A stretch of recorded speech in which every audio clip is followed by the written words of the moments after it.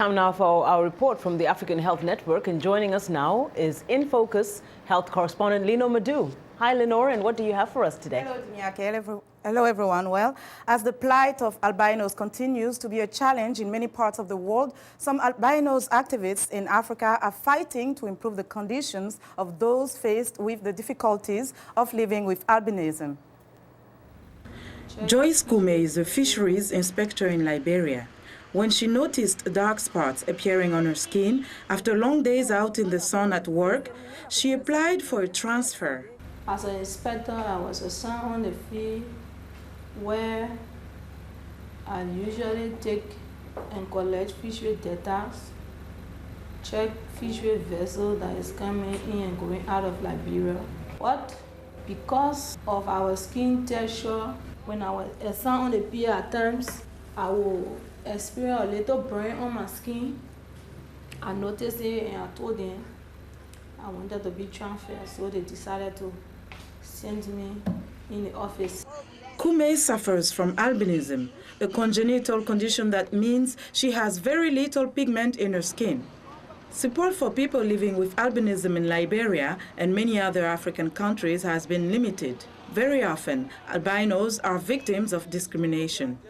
Activist Jack Epele says he is concerned about the plight of albinos in Nigeria. Epele himself was the recipient of cruel discriminatory behavior during his childhood. My classmates, in trying to create funds, will drag me to the sun and then hold my hands and hold my face and face me to the sun, you know. It was very excruciating for me, so now I know why I have a lot of freckles in my face. Experts say people with albinism are prone to skin problems like cancer. Albinism also affects the eyes and can cause poor vision. In Liberia's capital, Monrovia, a new support center for albinos is offering new hope to hundreds with the condition living in and around the capital. The center was launched by Patricia Logan, herself an albino. You and I know that albinos around the world suffer a lot. In Tanzania, for example, they are killed and their body parts have been used for riches. But in Liberia, there's nothing about that such. But there are a lot of challenges. Some of them, they are school dropouts. They have been neglected in society, relationship also.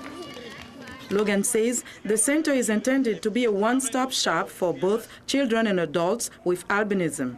It offers help on everything from medical advice to business loans. Akoi Kolobali is one of the first recipients. And she asked me what I could do to benefit myself. I told her I wanted to do business. With the money, Kolobali plans to start a small business he hopes will be profitable enough so that he can pay back the loan and donate some to the Albino Society to help others. And that's all for today.